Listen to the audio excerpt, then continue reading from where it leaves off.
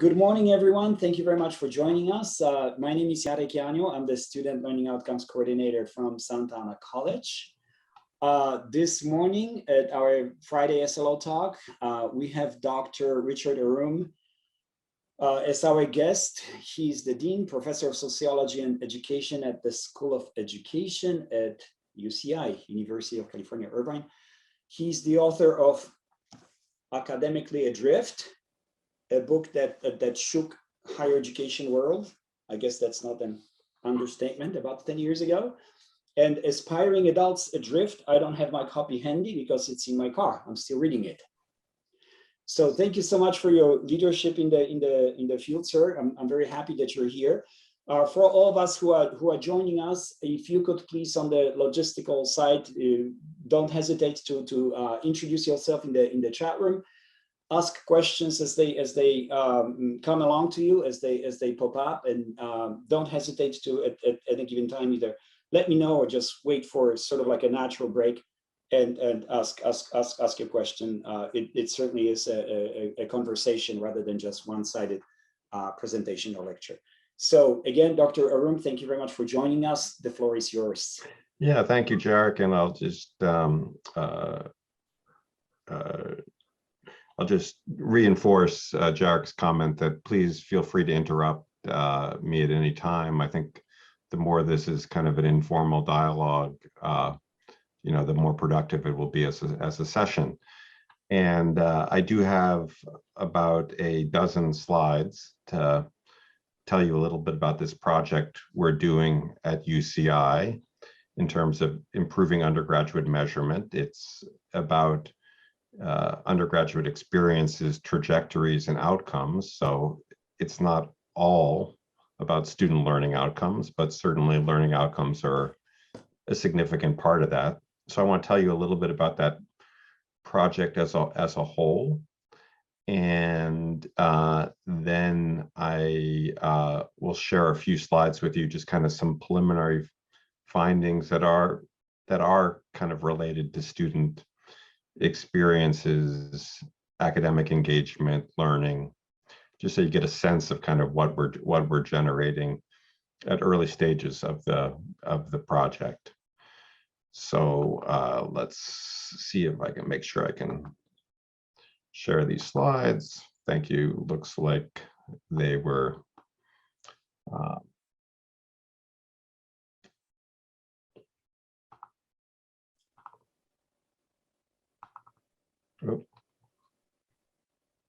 okay. So assuming the slides are visible. Everything's fine. Good, thank you, Jarek. So the title slide just I want to say two things at this stages. One is thank the funders, the Andrew Mellon Foundation. They were interested in particular at being able to identify the value of liberal arts education. They had invested over a period of decades significant funding in supporting the humanities, liberal arts colleges, liberal arts education broadly conceived, and we're very worried that in the current historic moment that we're in, liberal arts education was becoming underappreciated, and higher education was becoming increasingly vocationally focused and more narrow in its conception of education being an investment that should return a return of investment thought of in terms of subsequent employment and income, which clearly is a part of higher education, but not everything. And so the Mellon Foundation was interested in supporting work that would help to illuminate what the value of undergraduate education was in a kind of a more holistic, sophisticated manner that would capture kind of some of the goals of liberal arts education in particular. And so they funded a number of projects, including a large effort across multiple colleges organized by the University of Michigan, as well as this project at UCI, which was meant to be a pilot demonstration project that would pull together interdisciplinary research scholars to stand up a state-of-the-art measurement system, again, measuring undergraduate experiences, trajectories, and outcomes in a much more sophisticated way than is common in higher education more broadly. And my name is on the talk here, but this work that I'm presenting represents the work of about a dozen faculty members at UCI that are distributed across 5 different schools on campus, as well as another 24 grad students, undergraduate researchers, postdocs, research scientists, and the like. So it's a large, there's several dozen people working on this project that I'm going to present on today. Okay, so the goals of the project, in general, I told you what the Mellon Foundation's interests were. Our interest for the start was one, develop and disseminate new measures of undergraduate education.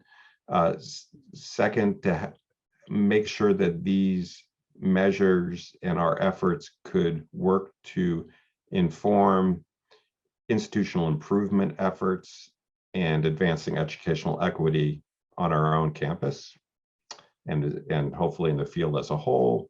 And then to promote deeper understanding of educational processes and identification of educational value. And I put a little asterisk here because we started our project in fall 2009, tracking students over time. And of course, come March 2020, the pandemic occurs and the campus moves to remote instruction. So our original project of trying to understand and demonstrate the value of educational value in normal times, well, it's not normal times anymore, right? So our findings, it would be hard to argue that our findings are generalizable about students' experiences in general, because students' experiences been very unusual in the last 18 months. But arguably, they're inherently interesting to see how students experience the pandemic and the institution responded to it, and how learning outcomes were affected by the pandemic. And it turns out there were a lot of surprises there for what we'll find, and I'll show you a few slides in a few minutes. So we have data. We look at all students, all undergraduate students at UCI in terms of using administrative data and learning management systems data, but then we also pull out a sample of students that give more intense measurement, including surveys and performance assessments. Those, there are 1,200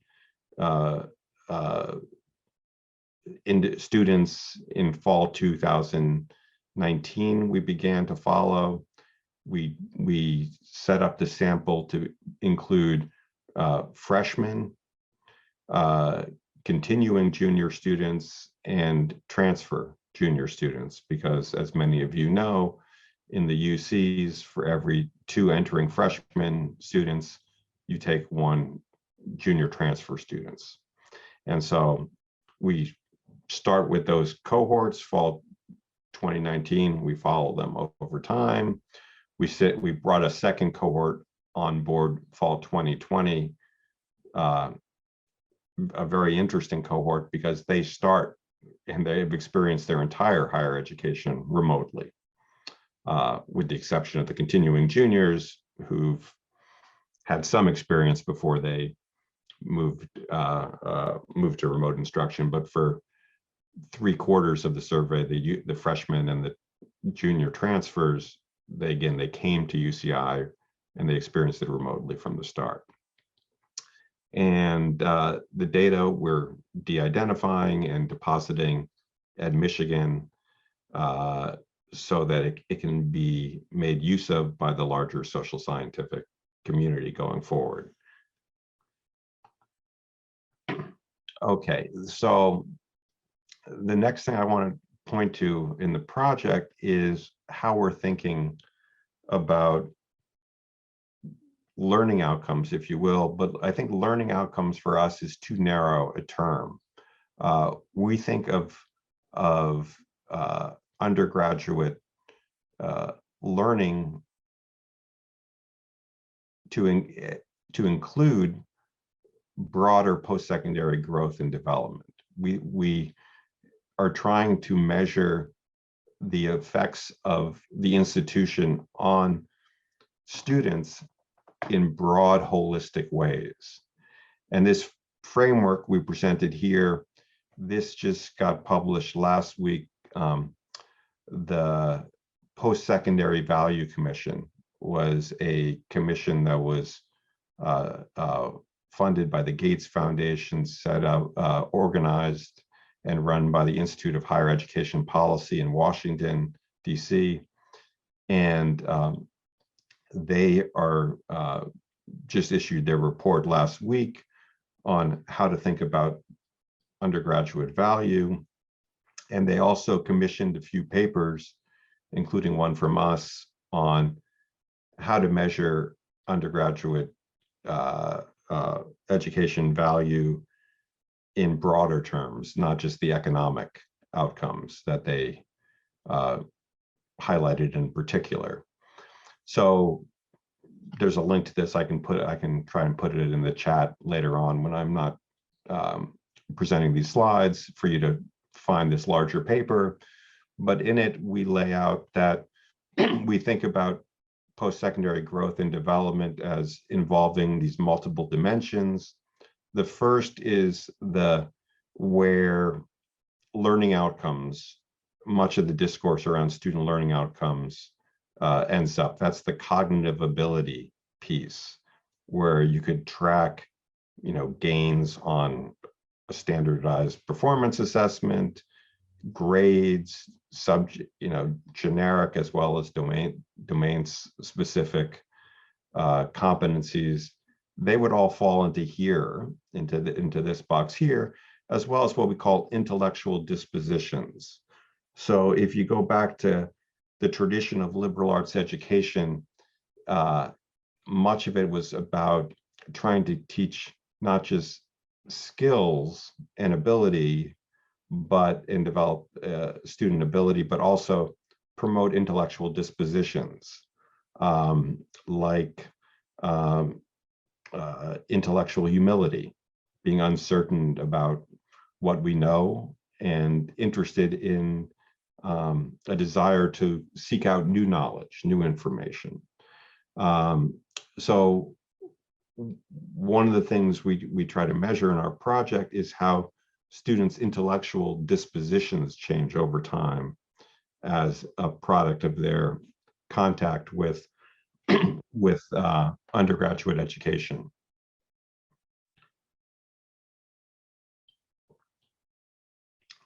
There are a few other dimensions here. I'll mention in particular. Students form identities as undergraduates, and they develop life course agency. That is, they set goals and identify pathways to achieve goals as a product of their experience in colleges. They develop self-regulatory skills, the ability to manage their own work and lives. I think during the pandemic, these skills were increasingly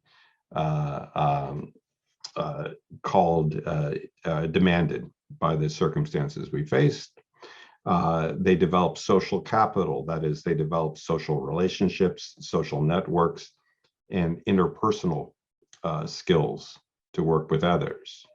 They engage in civic activities and develop civic dispositions, and also hopefully are encouraged to psychologically flourish and maintain their mental health. And so we try to measure all these broad set of holistic elements of post-secondary growth and development in individuals. And then we believe that it is that holistic growth that relates to larger life course outcomes, including postgraduate education, employment, and health outcomes, social, psychological outcomes, and civic outcomes. And so again, here we have a broader conceptualization of what the outcomes are, what the return is, what the value is of undergraduate education, than just the economic outcomes that are certainly a part of it, but not the only part. There's a question here. Yeah, well, I was going to say, you could put your hand up too, and I'm happy to call on you. And so Kevin Gidry asks, it's always a little bit funny, we focus on cognitive and affective outcomes, but often downplay or ignore psychomotor outcomes. We see this in how these original taxonomies developed by Benjamin Bloom and his colleagues have been developed and used, or in the case of the psychomotor domain, not developed and used. Yeah,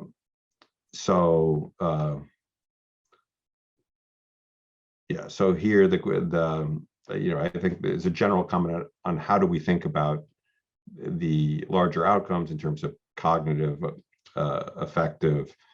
I'm not exactly sure what you mean by the psychomotor outcomes, but Kevin, do you want to elaborate on that a little bit more? Or I certainly am. I'm certainly sympathetic to your comment that our definition of learning outcomes is often overly narrow. But Kevin, do you want to say a little bit more about what you mean by psychomotor? Sure. So the physical activities in there, and I think that we would think of this in higher education primarily in the context of disciplinary skills. So in the lab sciences, you have to learn how to operate lab equipment. You have to learn certain techniques. We've got a great physical therapy program at the University of Delaware, and there's a lot of physical skills that are required in a program like that.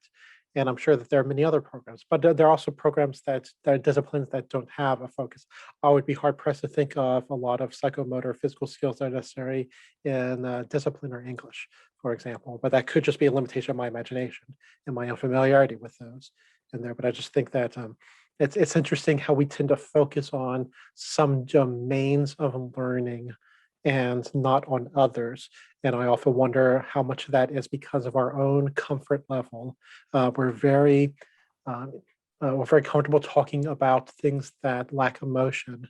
We want to focus on the intellectual but we don't really want to talk about the emotional. And not just because we want to talk about it, it's also much harder to measure that. I want to be clear about that. But just in my mind, just curious, what do we choose to focus our time and energy and resources on, and what do we choose not to, or neglect because we don't think about them or don't want to think about them? Yeah, good. I'm sympathetic to that larger argument. I think one way to think about it, I worked with about a half dozen national disciplinary associations in specific fields. And we borrowed from the work in biology.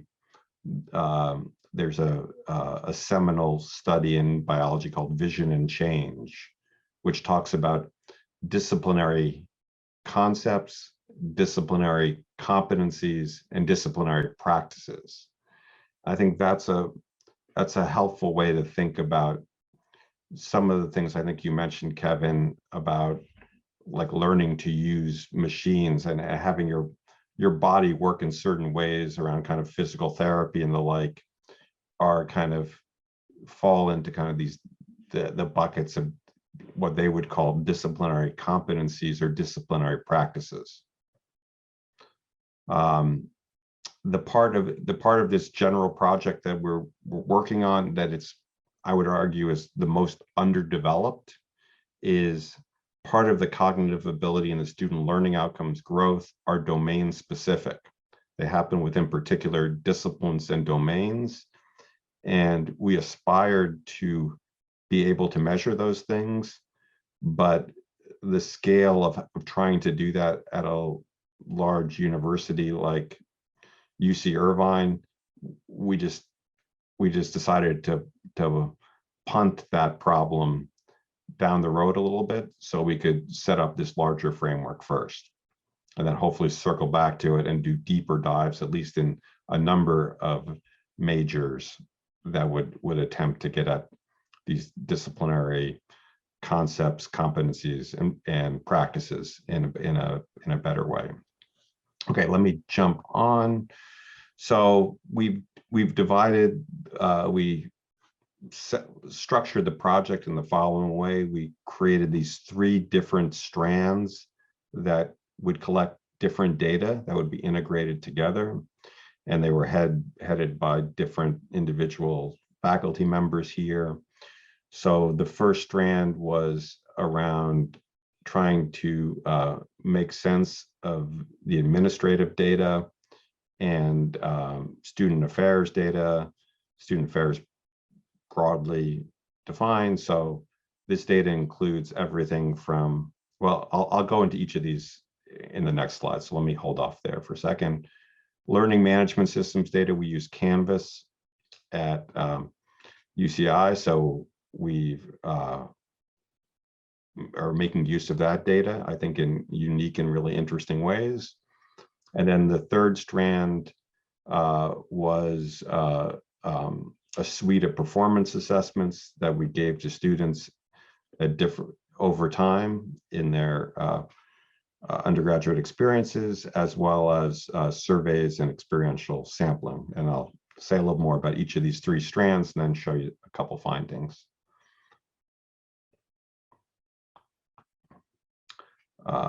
Yeah, and I'm just looking in Kevin's copy. Yeah, we were very much, that larger effort was very close to the way the tuning processes and the Lumina Foundation thought about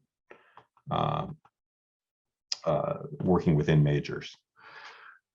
Okay, so the administrative data, we draw on kind of 3 things. One is here we have kind of detailed records of their from their college applications that we can use to help think about how programs are affecting different students in different ways.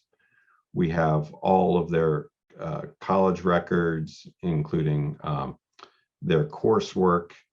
And we're doing something really interesting with individual courses that an idea that our partners at the University of Michigan had been advocating and promoting, and that is you can think about, you can measure with these administrative records the context that the students are subjected to in their courses. That is, you can measure the composition of peers in each course to help illustrate the character of the academic trajectory. So you can do that in a number of ways. One, you can measure, you could look at, are students in their courses in contact with students from diverse backgrounds in terms of racial and ethnic backgrounds, in terms of gender, or are they more segregated? You can also use that data to measure whether or not students are being exposed to students who are coming from other majors, who have other majors. That is, are they subject to a broad education that's expanding their contact and their interaction with people from diverse backgrounds and with diverse interests? Or again, is it a more narrow pathway that's more segregated, both in terms of student background as well as student interests and exposures? So that's one thing we're looking at in the with the administrative data in particular.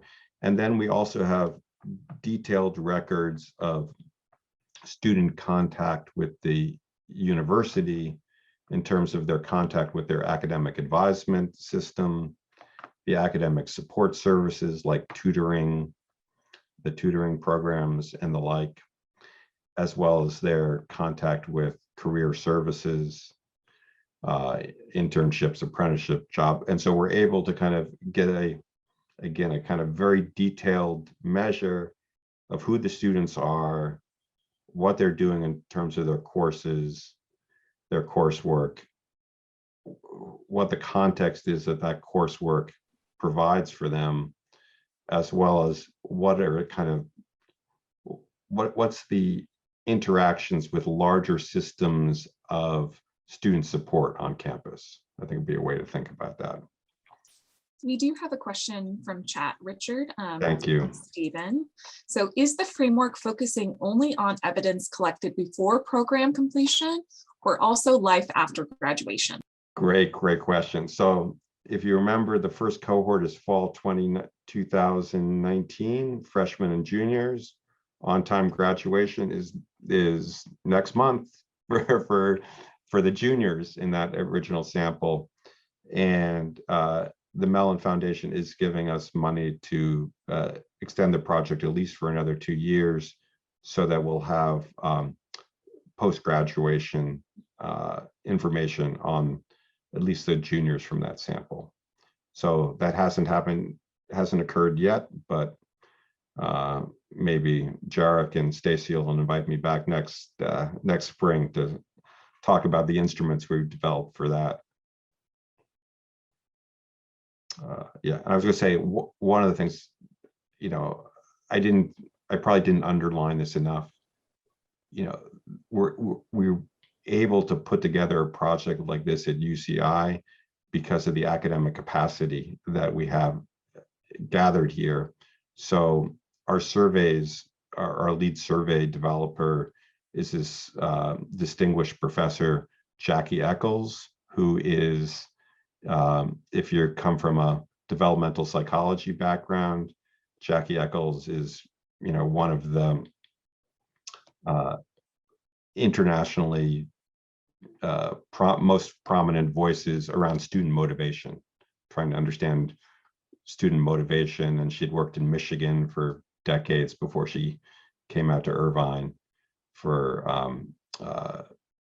5 years ago. And so we were able, and then in the learning management systems data, Mark Warschauer is he's in the National Academy of Education for his work on education technology.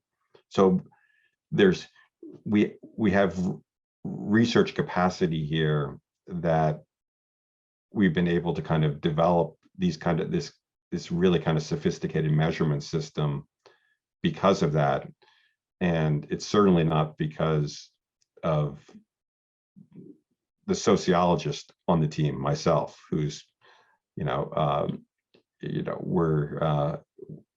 we draw on measurement techniques and from other fields to try to get a lot of this stuff right. Okay, let me move on. So the learning management system data, I think there are a few places in the country that have tried to do this kind of work at scale, that is for the campus as a whole. So for every student in every course, we're deriving measures of academic engagement. That is, how often do they click onto the system? How many hours do they spend on the system? I'll show you some of that data shortly. What we're measuring also now in their peer interactions, the extent to which they engage in discussion boards with other students, to the extent to which they get feedback from faculty, and the extent to which they have exhibit self-regulatory behaviors. That is, the assignments aren't all, the LMS system isn't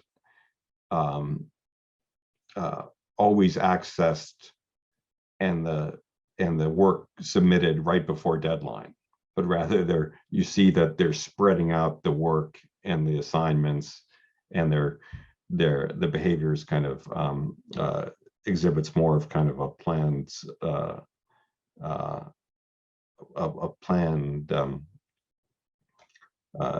commitment in terms of their academic involvement. And so again, we're doing that. We have this for every student at every course at scale. And the idea here is that if we're able to identify a set of these metrics that we can validate and show are useful, then potentially we could talk to the three major LMS providers and recommend to them that they make these metrics available to all institutions that use that data, right? So it can't be the case that every college and university in the country has to create the capacity to make sense out of this big data, this LMS data. But if we can generate measures and validate them, they could easily be built into the algorithms of the Canvas system, the Noodle system, and they could report outs could be generated to the institution at really no cost to the providers, but of incredible use to people like this audience that are interested in measuring student learning outcomes in more authentic ways. Susan Riley has a question. Yes, we definitely would. So everything we're doing is, the idea is to disseminate and push out to the field as a whole. So yeah, we'd be happy to do that. Our only limitations is because the project is still, only about 18 months old, we don't have kind of like the formal reports to send to give out in ways that will be user friendly, and we're going to get there shortly, but it's been difficult enough building the system in the midst of a pandemic, and so we haven't, again, formalized all these measures into reports that can be generated, but we'd certainly be happy to, Susan, to share out what we did have, and in any way we could. Okay, so then the next strand, and this strand is the one that Jackie Eccles is co-directing and with me, and we do a few things here. So first of all, I mentioned we did these performance assessments, and so we had early on in the project, we convinced ETS to partner with us on this project and co-develop and co-design some innovative performance assessments with us that would reflect both kind of liberal arts competencies as well as skills, competencies that would be useful in the labor market and in society in the 21st century. And so we've got, we developed in particular, I'll show you these on the next slide. So I'll come back to that in a second. So we do these performance assessments over time. We do weekly and end of the term surveys for the 1,200 students in the cohort. We also, and I should say, these weekly surveys these end of the term surveys ask about characteristics of the courses. For a third of the 1,200 students, they get course credit for participating in the project, and they do weekly surveys as well as 2 weeks of experiential sampling.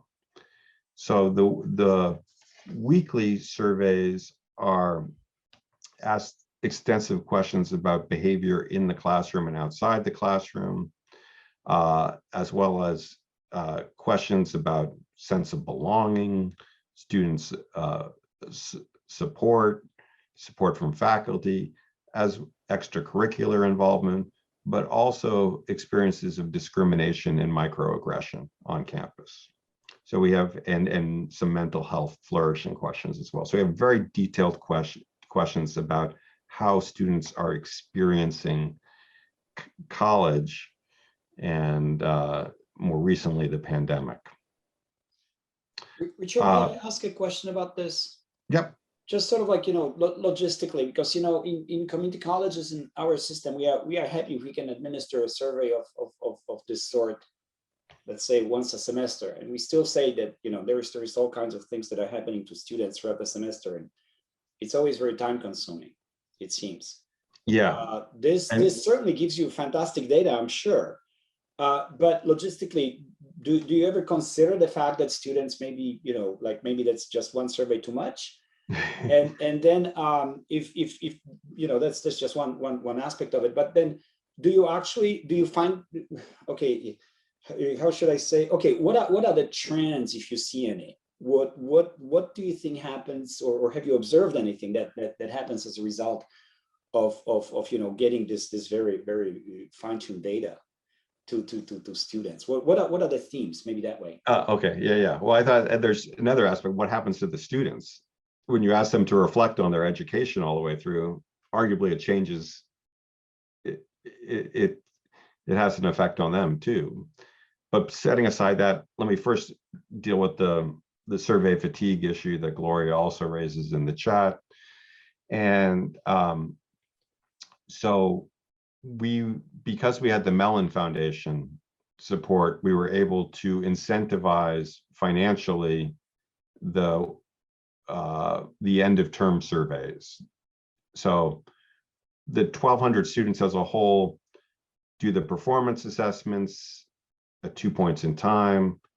They do 4 surveys a year, and they were able to give them a small incentive for that. I think it's $10 for the end of term surveys, and for the performance assessments at 2 points in time, it's something like $40, $50. So there's incentives there that obviously make a difference, and it's not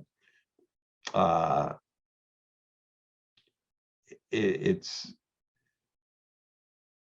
would be difficult to implement on a regular basis at other universities that are with resource limitations. On the weekly survey, so we invited people to participate into this more intense study that involved the weekly surveys and the experiential sampling, and they are signed up for actual courses, the course credits. So they get, over the course, they get 1 credit per term. We're on a trimester system. The one when they do the experiential sampling along with it, they get 2 credits. So over the course of the year, they get 1 credit. They have the surveys are all set up like a course in our LMS system in Blackboard. So they get the assignment every week. They fill it out every week.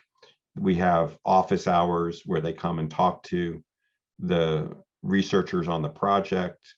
So we try to create an opportunity for them that makes it, it has pedagogical value to the students are getting out of this experience. So I think that addresses some of the fatigue issues that are scalable, because any place could do this, right? Could design a system where students are reflecting on their educational experiences as an educational experience that has intrinsic value, and they get course credit for it. Another thing is and partly I think we're helped by, again, I remember I said part of the team is distinguished Professor Jackie Eccles, who's an expert on student motivation. And so we also recorded messages from both Jackie, myself, some of the other researchers on the project, including ones that were younger and so more peers to them. We have quite a number of undergraduate researchers working on the project. Oh, we got endorsed by the undergraduate student senate, formally endorsed by the Senate as a project that they thought was helpful. And the chancellor and the provost also recorded messages to motivate student participation in this project. And we also, in the first beginning of the project, we even had one of the graduate student researchers dress up as the college mascot, the mighty anteater, to be recorded and motivate students. So anyway, these are real issues. This is how we attempted to address it. I'll show you a little bit again in the findings. We'll get to that. I'm almost there. I'll show you a few of the findings. And there look like a few more things that came in on chat. Should I go back and read them, or? I think it's to summarize quickly the discussion that's happening there, just reflecting on how the assessment process might be impacting students' metacognition and potentially impacting the results. So there was a question in there for, are you planning on doing an analysis using a control group, pull from the larger participant pool from those not doing the weekly surveys? Well, so remember, we have the data from the administrative data and the LMS data on the entire population of students. So you could do a kind of we've looked at how the samples differ just because students had to consent to participate, or they had to volunteer for these surveys and in-depth study in particular. So we've looked at how they differ from the students in general. You could do more extensive work in that area, but let me back up for a second and say, we don't claim that what we're finding at UCI is generalizable for higher ed in general, because how could it be? Every campus has such distinct student body. I don't think there's any other campus in the US that's really, it is like UCI in the sense that it's a major R1 university that's part of the AAU, but at the same time, 85% of the students are non-white, 50% are first generation. I think that's a cell size of 1. Like it's a really unique campus and student body. And so you couldn't really generalize these findings anyway. And that was even before the pandemic. So now you've got, this, I think the measurement system itself is the useful research product that is generalizable. You can use this research approach in other places. Okay, let me talk a little bit more, because I want to get through these slides and just open it up for discussion. So we also use this experiential sampling method where you get beeped at random times on your phone, 50 times in total over a 2-week period. And you're asked, what are you doing? Who are you doing it with? And then some questions about your emotional state. And so you can get here really a sense of what lived experiences are of students kind of by aggregating up these 50 beeps to see really where students are, what they're doing, and how they're feeling. Another couple of questions from the chat, Richard. From Catherine, is the ETS performance test commercially available? ETS. Okay, let's get to the ETS. That's the next slide. And then we're going to get to Jarek's points. I'll show you 4 or 5 findings, if you will.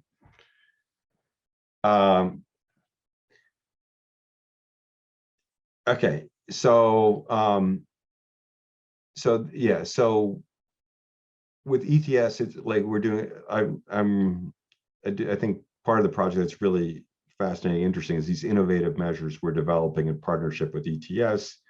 And to ETS's credit, you know, they're doing this work kind of pro bono, or they're doing it because they see the value of developing new measures for the field as a whole, and saw this as an opportunity to kind of do some interesting pilot projects themselves that would help move their work forward. So this first one on the left, I know that the font is really small, so don't, it's not meant to be read. It's just to give you a sense of what one of these tasks looks like. So one of the things we assess is collaborative problem solving. Everyone talks collaborative problem solving, really important for the 21st century. But how do we assess it? So what we do here is students are put into a virtual space, 4 students randomly put into this space, and they're given a problem to solve and a set of documents to consult. So they solve the problem. It's a ranking problem. You know, imagine you've got 4 candidates for a job. Which is the first time who would you hire? And so they come up with an answer to the problem, and then they're given an opportunity to chat with the other 3 people about that problem. And so in the chat box, you're actually able to monitor the process of collaborative problem solving. You're able to monitor what role individuals play in these collaborative settings. Do they ask questions? Do they encourage and support others? Are they passive? Do they provide information? Right. So you're able to actually monitor or track the actual process of collaborative problem solving. Unknowing to them, they each have different documents that they've looked at. They share a bunch of documents, but they all have unique information.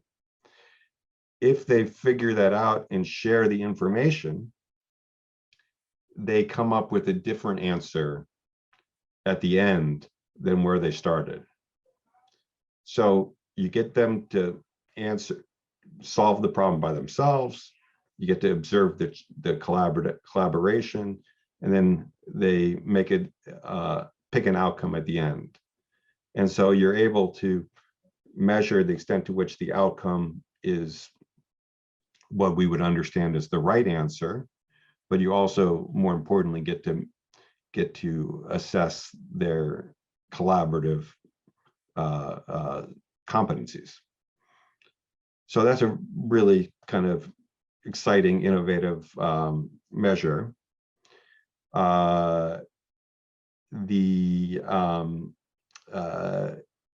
Perspective taking is another one we developed with them. They are put into a scenario that involves a complex social context. So, and they're asked in this scenario to take the perspective of other people in the scenario, people that are different than themselves. So you're asked here to, can you understand the perspective of someone in a diverse social setting that is different than yourself? So again, this is, seems to be a central competency we need to develop in the 21st century. And here we're attempting to kind of assess it in through this performance that we're asking them to do. And again, all these things were given to them at multiple points. They get it in fall 2019. They're actually doing it right now again over the next 2 weeks, this assessment, this suite of assessments. And for the freshmen, they'll do it when they're seniors, if they're on-time seniors 2 years from now. So that's perspective taking. Confirmation bias.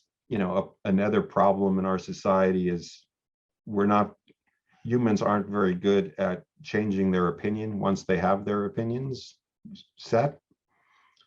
And so here that there's an assessment given that you introduce new information and you see whether or not individuals can change their initial answers based on the new information that's provided. So again, a kind of key confirmation task. Those were all developed in partnership with ETS. We then also used 2 other existing instruments. The first from ETS, they have an existing product called Heighten, HEI Capital Higher Education Institution, something like that.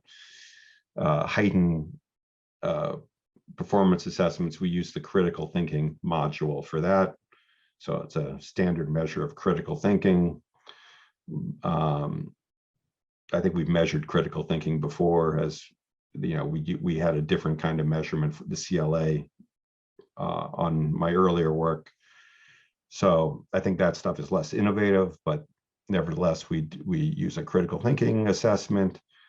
And then there's this really interesting assessment that's was developed by a team led by Sam Weinberg at Stanford, called the Online Civic Reasoning Task, where students are given something they might come across in social media, on Facebook, on Twitter, and they're asked to assess the reliability and validity of the information.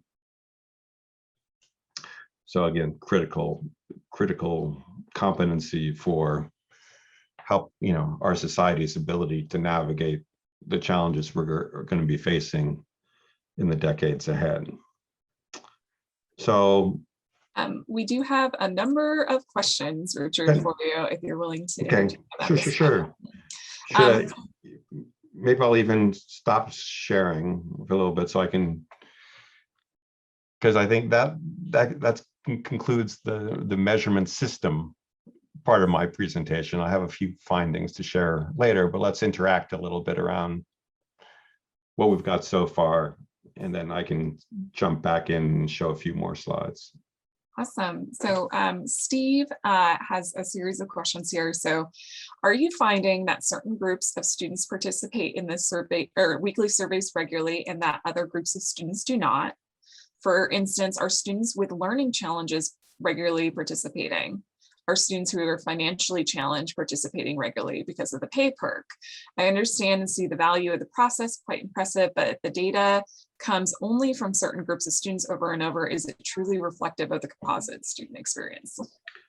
Yeah, okay. So the biggest bias in this sample, and you see it in virtually every other study of this kind of character, is the sample is overwhelmingly female. Male students are, when you ask them to volunteer for these kind of things, they don't participate at the highest at the same rate as the female students are willing to do. So that's a significant bias. In terms of race, ethnicity, it was, our rates looked very similar to the campus as a whole, with the exception of UCI has a large number of international students, primarily from China, and we had significantly fewer foreign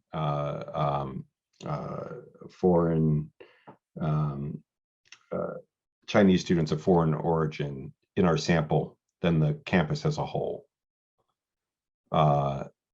Those were kind of the big differences we noticed. That in terms of first gen status, low income status, those looked similar to the campus as a whole. And we don't have, as someone asked about, students with learning disabilities. That's, we haven't looked at that, so that's such a fine grain difference that you could look at it, but it's that wasn't kind of a comparative metric we examined. No. So I mean, I think in general, it's fairly safe to generalize these findings to what the experiences are of undergraduate students at UCI, or at least freshmen and juniors at this moment. But again, I wouldn't want to do it beyond that. All right, so to summarize some of the other comments here, you're getting major props for the scope of the study and everything that's involved in it. It is a massive undertaking. Yeah. One comment here, going back to your earlier point around the analysis, Michelle shares, I think for the internal analysis purposes too, you'd be interested in measuring the effective assessment / the reflection intervention too, for the students who are continually going through this process versus a control group. Is not just about the generalizability outside of UCI, in her opinion. So there's that. Yeah, no, I think it's fascinating and interesting, and you can do it in two ways, right? One, you could compare the students that engaged in this weekly activity with those that just did the 4 surveys a year, because you'll have comparable measures of both those groups before the project started, week 1 and at the end of the first year. And we ask questions about educational and life course goals, and you could see those things potentially changing over time between the two groups. You could, and then you could, like I said, you could look at more of the background measures around academic progression, course completion, and try to see whether or not the two different samples had different varied on a systematic way that potentially could bias the results in one way or another. Yeah. Great. Richard, I see another question that I would be interested in as well, that David Goldman is asking. I agree that collaborative problem solving, perspective taking, and confirmation bias are important competencies. I'm just curious, how were they identified or selected, or where do they come from? Why are we asking about this? Not something yeah. So I would say 2 things here. So one, they came from conversations with the research team and ETS about how to kind of come up with a set of measures that would potentially reflect the value of liberal arts education in kind of broadly defined, as well as performance tests that we thought, again, spoke to particular competencies that are relevant to 21st century economy and society. So it was, there was deliberate conversations around that. There was consultation with kind of research, broader research on those topics. And the other thing I think is probably worth noting is the first 6 months of the project, we convened 3 national expert panels of a dozen faculty each to help us think about the design of the larger project as a whole. So before we just started building things out, we brought in these national expert groups to kind of advise us, what should we measure? How should we measure it? What should we think? What should we not do? Because we can't do everything. So that's kind of the process that we engaged in. So I think I'd say 2 things about it. If we were just doing that, we would probably be even more systematic. We'd go with, criteria, metrics, so on and so forth. We'd be much more deliberate, but this was just one part of this larger project. So I would say it wasn't as systematic as you might do if it was a standalone project, but it was definitely deliberative and thoughtful thoughtful in considering prior research and general advice from the field. All right, Michelle has her hand raised to ask a question. Yes, thank you. Oh yes, on the point about the control group, I wasn't even really thinking about testing for bias or anything. I'm really thinking that this is a wonderful opportunity that you've created to also measure and look at the effectiveness of that reflective processes of learning. We talk about liberal learning and the general education curriculum and how like the piece that often we kind of, sometimes I would say, leave it up to the students to make the connections. Like that's the piece that's often missing. We want that connection. We want that reflection, the iterative process of learning that happens through that.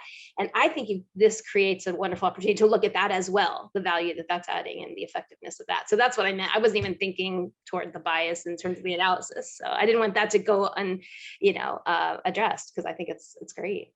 Yeah. Like e-portfolios, what, the movement toward e-portfolio, and how that's trying to bring that synthesis of learning for students, right? Yeah, so that's great, Michelle. I totally agree with you. We had taught at earlier stages of the project, we had talked about using diaries, student diary assignments, and kind of, with the weekly project to kind of get at that in particular. We ended up not doing that, implementing that, at least in this first stage of the process, but I 100% agree with you about kind of the value and the opportunity there to kind of develop kind of ways to further use it as a mechanism where it becomes an intervention, as you will, not just in a data collection task. Exactly. Right, which is why I put reflection intervention. I put it in quotes in the I know. And so kind of was both, and part of our discussion and reason why we didn't do it in this first year was we didn't want it. We tried to avoid making it an intervention. Yes, I understand. But it's always, it has a little bit of that piece to it. Yeah. And the other interesting thing is that UCI, there are all these other interventions going on. Of course, that are the background, like that is, and yes, we thought a lot about that early on too, at least the interactions with other interventions in campus programs. Right. Yeah. And then we just said, well, that's just what life is like for an undergraduate at UCI and many other places. So that's just what the experience is. We can kind of ignore it. Very true, very true. Well, I'm working on an integrated assessment of the first year experience at Dominguez Hills, CSU at Dominguez Hills. So yeah, exactly. Like trying to figure out the, there's all the different programs and all the interventions and all the effects that they may be having in the impact, but then there's the synergy of all of it. And so that's why it's in the foreground of my mind.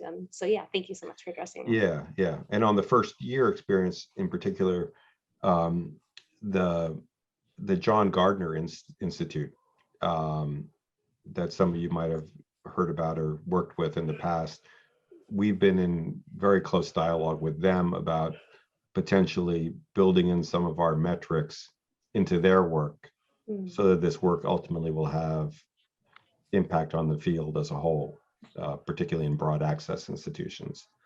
But yeah. Thank you so much.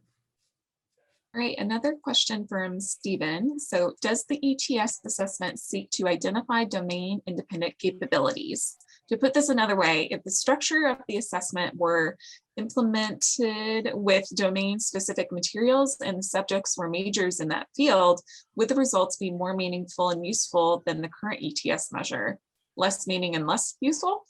Yeah, so this is a little bit of a sore point for me. So let me just tell you a little bit more about my history working with the National Disciplinary Association. So there's a project I worked at before. Here, I'll put I can put the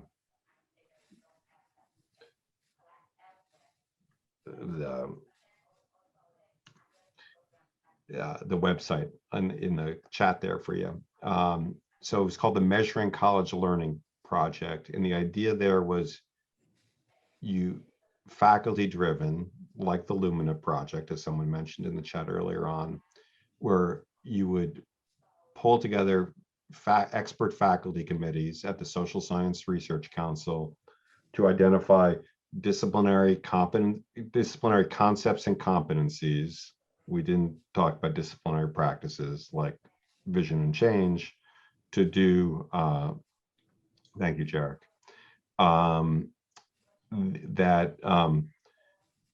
that you could build assessments around. And why you do it at a disciplinary level? Because arguably, as the question, Stephen's question, it's potentially a more valid, if someone, yeah, thank you. If it's a more, creates a more valid context to assess these competencies. It's also where both student and faculty's identities reside. So often faculty talk about the importance of critical thinking in general, but first and foremost, they're economists or they're historians or they're sociologists. And so to really change the field, I believed you needed to build assessments at the discipline level. And so we worked for many years on this project. Faculty came together to articulate these learning outcome frameworks.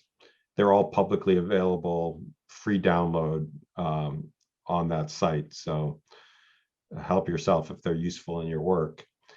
And the idea was then we would go to the assessment firms and they could build out the competencies. They could build out the assessments because you had, for example, the American History Association saying, these are what the learning outcomes are, build us an assessment. The American Sociology Association, the American Economics Association, six of these big national associations that represent, collectively tens of thousands of faculty. But the assessment firms said there's no market there. If we build these assessments, who's going to buy them?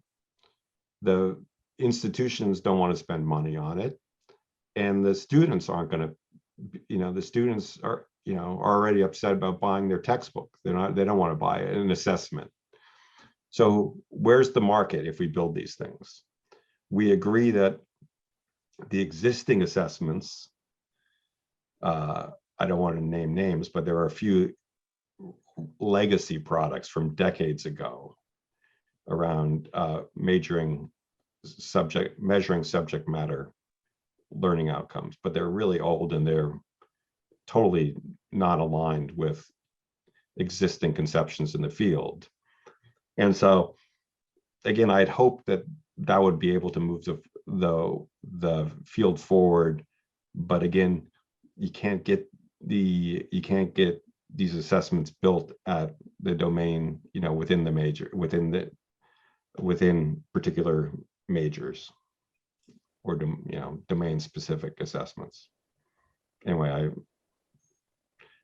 we're off on a tangent a little bit here, but so Richard, so from my perspective as the SLO coordinator, you know what that means, that all this work, like it or not, that's still an accreditation requirement. So it pretty much falls down on the shoulders of the faculty, right?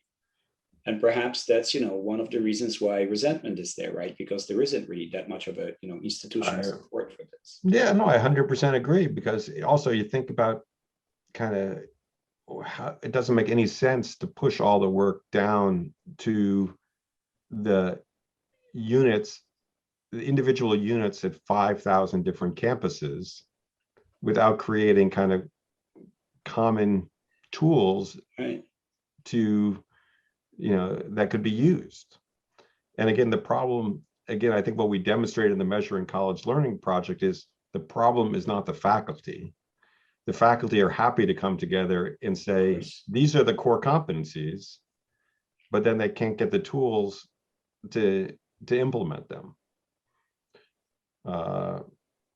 So yes, it makes the assessment of student learning outcomes work at a campus level around accreditation and the like very challenging, leading to frustrations, and also leading to often symbolic compliance with the accreditor's interests, but without kind of measuring this stuff in ways that we believe accurately represent the underlying concepts. Yes, of course. I see that Stephen, I believe you have a hand up, right? You would like to ask a question. Go ahead. This is a follow-up on the question that you've been responding to is my question. And I realize now I didn't write it well enough. What I was trying to talk about was something much simpler, may not make any sense, but much simpler, which is you take the structure of the ETS tools that you'll be working with, and instead of using generic content, you use content from that field. And so if it's sociology juniors, then what are the kinds of things that they should be able to deal with competently? And my guess is that the student responses will be different than to the generic material. For example, about how much are they putting themselves forward or not. I don't know which way it would go, but I would think that it would be revealing things that the other one wouldn't.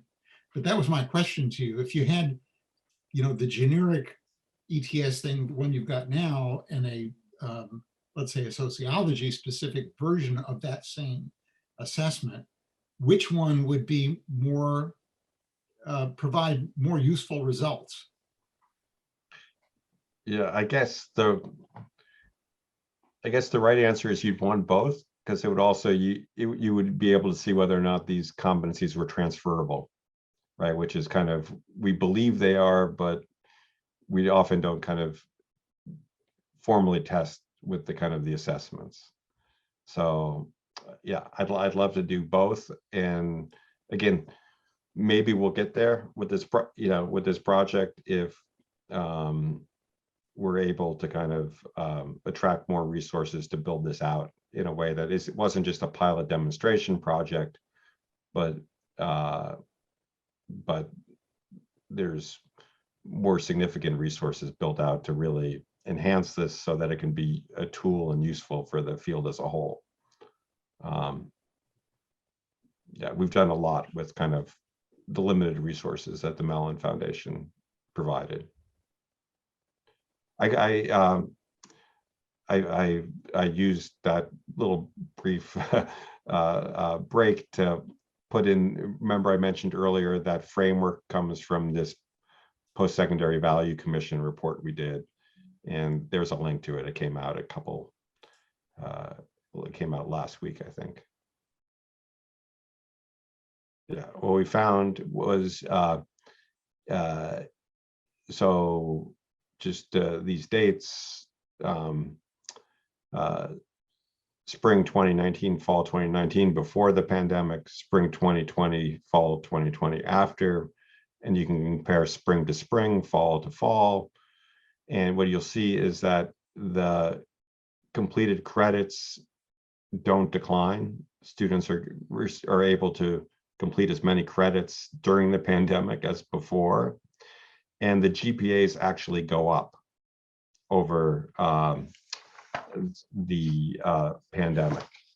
And see whether I should have also included the retention rates at UCI also go up during the pandemic, right? We expected students to really struggle academically, to be dropping out at higher rates. It didn't happen at UCI. And yeah, Gloria's question, in the spring term, spring 2020, there was an across the board no pass option for courses. And so we've done other analysis that kind of take out that piece. In fall 2020, the different schools at UCI have the option to continue the pass fail option. But about 5 of them continue it and about 10 of them don't. So you can actually then look at differences across campus on where the pass fail option is allowed for course credit in the majors and where it's not. So you're right to think that's a part of it, but it's not the only part. And I'll show you I'll show you some other really interesting and intriguing things that we found here. And again, I don't make these are not necessarily generalizable to other campuses. We have I said 85% of the students are non-white at UCI. Large numbers are immigrants, highly motivated students, highly selected at UCI, and the campus as a whole had spent a lot of time over the summer working with faculty to redesign their courses and increase active learning and student support, and encourage faculty to be more flexible and responsive in their course delivery. And extensive commitment to that and investment of resources in that over the summer. And I don't know whether every institution had the capacity to do that, to incentivize and support faculty in redesigning courses in the same way, nor are all the students in, there are student differences, of course, also at different institutions, but this is what happened at UCI anyway. And again, I'm showing it to you in part just to show you kind of the kind of measurement we could do. So if we took those, that measure completed course credit, and so this is spring 2020, this is fall 2020. So this is the first term, if you will, of the pandemic. This is after the summer. And the y-axis is terms completed credits. We then graph the survey responses of students saying that on 4 different items about access to material supporting their learning. So we asked them, do they have a quiet place to study? never or every day of the week, 7 days a week? Do they have stable internet, computers or other devices, access to computers or other devices, access to study materials? And so the tail end here are students in their surveys are saying, we don't have these things we need to do our academic work. And you see that at the tail end here, students that really didn't have these things, they're suffering in terms of their completed course credits. This is spring 2020. Really interesting, after the summer, fall 2020, you see that the relationship becomes much weaker or really kind of statistically non-existent. That is, something has happened where the institution is delivering instruction in a different way, or the students have adapted and figured out strategies to be able to do this work in this new format. And so we find that really, really interesting. You know, and another aside, I don't have the slide here, but we asked students in January, after the pandemic, do you want your courses, how much of your courses do you want online? How much do you want in person? And the students, the modal response back was, we want a mix. We want a 50-50 mix, which is really fascinating that the students, if you ask them, don't want to go all back in person. At least that's what they're saying now. So what their lived experiences are shaping what they want and expect from their in terms of educational delivery. And so again, potentially it's going to lead to the academy looking different around these issues even after we come back. So here, I was going to say, got some other questions in chat. So sure. Is the student population is stable? And is this potentially evidence of survivorship bias? Well, so it is stable because the attrition rates went down at UCI. So we have a relatively low attrition rate to begin with. It's 86% of students graduate after 6 years. So during the observation window, you typically have attrition rates of about 4%, and during the pandemic they dropped to about 2%. So it's not that the ones that are struggling are disappearing. It's that again, that something is changing in how students are, what they're being exposed to, and how they're experiencing and engaging in education. So this next slide, I think, is also really telling. This is data from the learning management systems. Remember, we look at every course for every student, and we measure how much time they're spending on in the LMS system. And this is how many times they go on, this is how many hours they spend.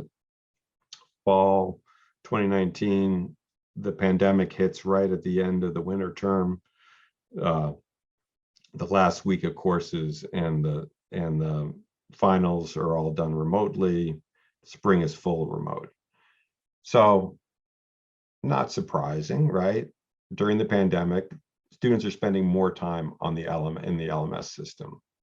But one thing that's interesting here, at UCI, we had 15% of our courses were online already prior to the pandemic.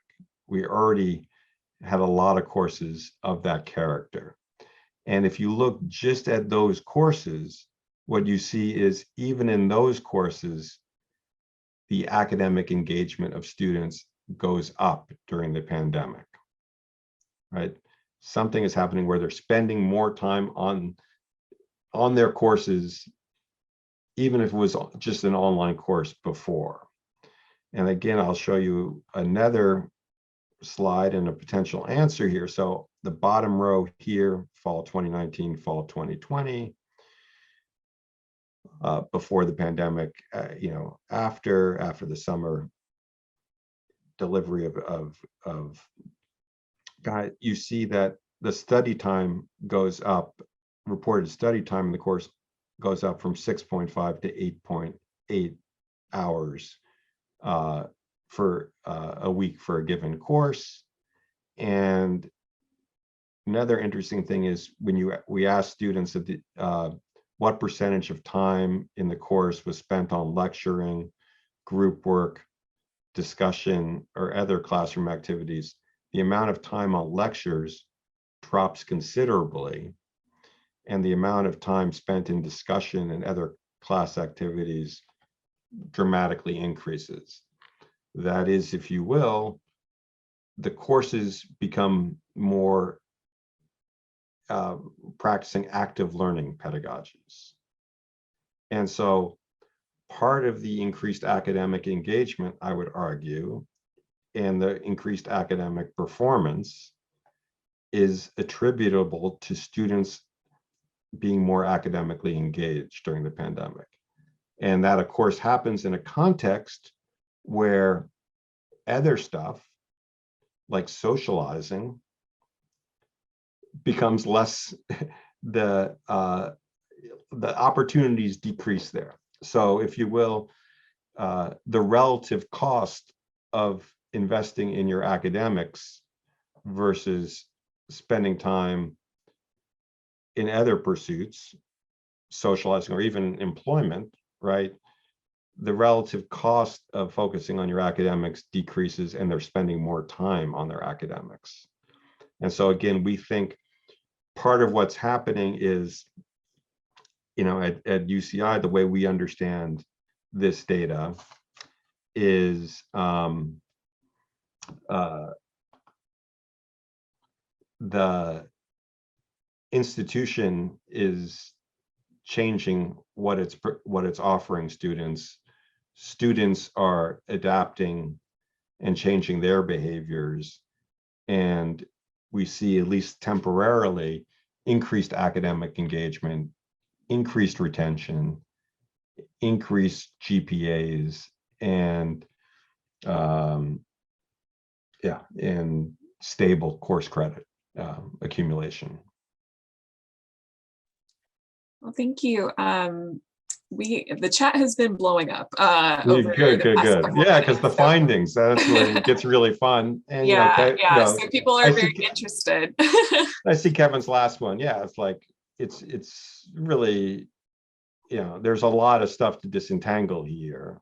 And Right. so I'm just showing you some broad findings, not that haven't attempted to disentangle all these different pieces to the ability we can with our data, because we actually ask the students what we have very detailed questions from surveys about what they're doing and so on. So we can do a better job of trying to disentangle these different mechanisms that might be at play. So what I'm presenting to you here is these broad findings, not to be definite, not in the sense to being that these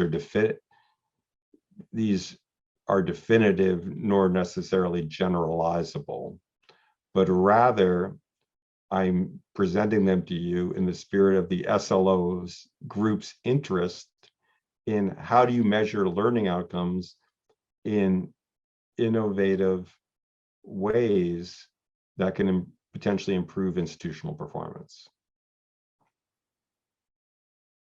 All right, to work through some of these questions here. So Ven has a few, first related to access to resources. So did the number of students that reported never for each of those resources decrease from that spring 2020 point moving forward? It's a good question. I might have been at the bottom there of that slide. Let me try and pull it up, at least on mine. Because we had some, I'm trying to see what the information we included there was. No, we just have the correlations at the bottom, not the means. I remember asking the research team that, and I once had an answer to that, but I don't have it today. Sorry. Then also It's a good ask, question, because I remember we discussed that was something we were curious about ourselves, but it yeah, it's so I guess this, if you think about adaptation, this argument about student adaptation, it could occur in two ways. One, they could figure out how to get the access to these resources, and two, they could figure out ways to where the absence of the resource becomes less critical in their navigating their success. And I can't recall exactly the extent to which the first one was at play. Question about some of the LMS data. So does Canvas report the hours spent on the LMS system, or how did you calculate this from weblog data? Yeah, we calculated it from when they click in to when they click off. And there's a bias to over-reporting the hours because it could be potentially going on in the background. And so we're not 100, we don't believe it's a precise estimate of the actual hours. And we think there's ways to further refine it to get it closer to that. But again, we're kind of at early stages. The Canvas system doesn't report this. We generated it all from clickstream data. All right, question from David. Were you able to disaggregate synchronous versus asynchronous online courses? Yeah, really basic question that turns out to be really difficult to do. So there's no indicator on the register in kind of the registrar data or any other administrative source on campus on whether or not the instruction is delivered synchronously or asynchronously. There are potential ways to like go on Canvas and look at syllabi and try and disentangle it, try to code each individual case. In the last 2 terms, the winter and spring term this year, in the end of term surveys, we asked the students directly a question about that. And even that, if you think about it, it's not a straightforward question like, is it synchronous or asynchronous? Because a lot of courses it's a continuum. So we asked the question about something about like what percentage of the course was delivered asynchronously versus synchronously. And I think we might have asked about particular aspects of the course as well being delivered in these different formats. And because we now have 2 cohorts with 2,400 students, we'll have reports on a lot of classes. So we'll be able to at least have some student reports about how the extent to which they perceive the class to be synchronous or asynchronous. Yeah, so because I think, again, the campus strongly encouraged faculty to move to asynchronous formats. Particularly, we had large numbers of students are from China, and they're in a different time zone. The ones that didn't remain in the States, which was a significant number of them. And so strongly encourage the campus to move to asynchronous formats, which I believe are that flexibility is particularly useful for to students of diverse backgrounds that are often juggling other responsibilities in terms of their coursework. And so one of the things we're really hoping to nail down is the extent to which instructional flexibility, the flexibility in instructional delivery was associated with these gains that we saw. And again, we absolutely have not established that yet. So, but I think if we do, that has implications for kind of how higher education should think about instructional delivery. I think that's a great segue into this next question from Eric. So is it really about students, or is it potentially about better faculty engagement and better training with those online courses? Yeah, well, I like to think that we have a responsibility to support student needs from where they're at. So I'm definitely I definitely think we need to do a better job on that. So that's consistent with that last question. And of course, empirically, we don't know. It's probably a bit of both, and we haven't accurately disentangled it yet. Another question here. So are there differences by the level of students who want flexibility? For our campus, freshmen and sophomores would like to come back to campus more than juniors and seniors. This is reflected in our retention rates from fall to spring as well. More freshmen and sophomores not registering from spring than juniors and seniors because of remote learning. Yeah,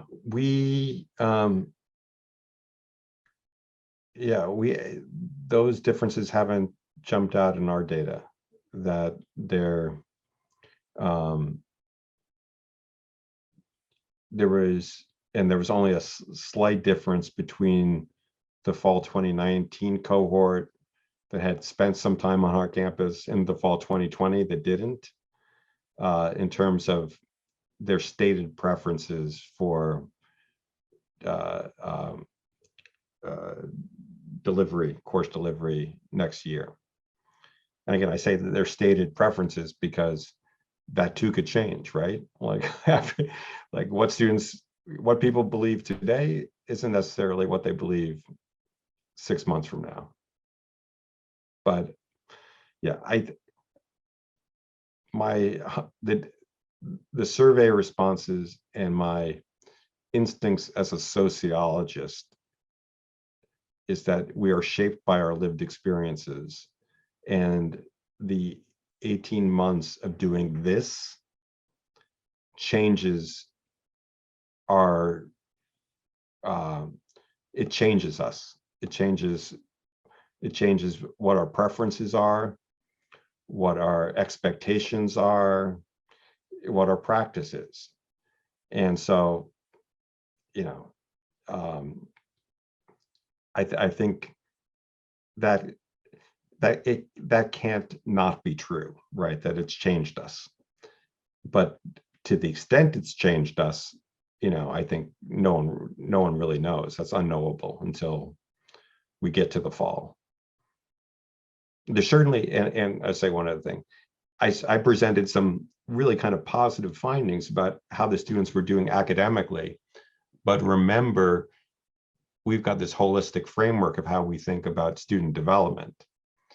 And my guess is that even though in academic terms, they've progressed very well during the pandemic, I really worry that on some of the other developmental metrics for measuring, like social capital, they face significant limitations.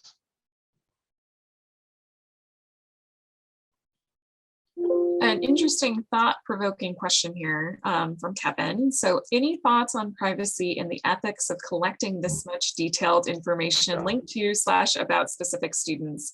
It's great for research purposes, but I have to wonder about the implications for and about ever-increasing surveillance, privacy, and ownership or lack thereof of personal data in the US. Yeah. Well, these are questions we definitely wrestled with as well. So, obviously we have an IRB governing how we deal with the data. So by the time any of the researchers get to see it, including myself, it's de-identified. So we have one person hired on the project that does nothing but merge data and de-identify it before any of the researchers can work with it. Second, we kind of went out of our way to make decisions around data collection that respected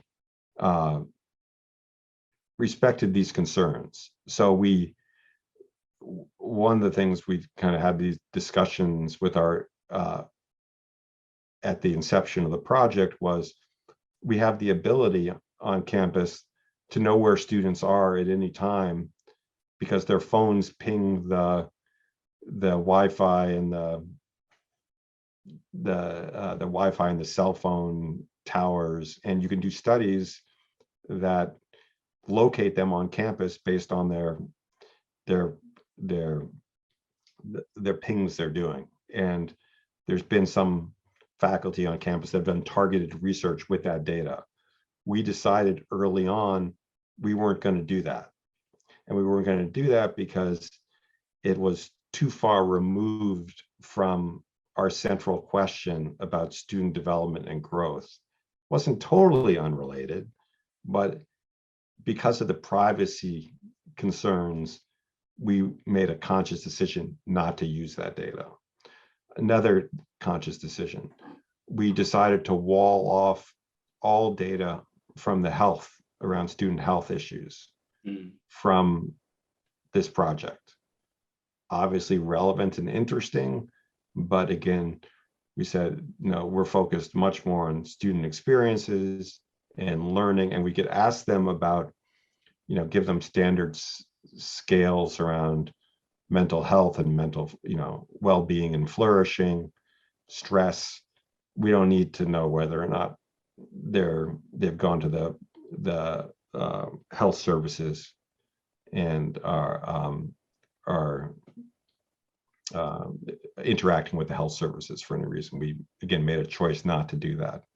So we're trying to make choices in the project that use data for good, while minimizing kind of the extent to which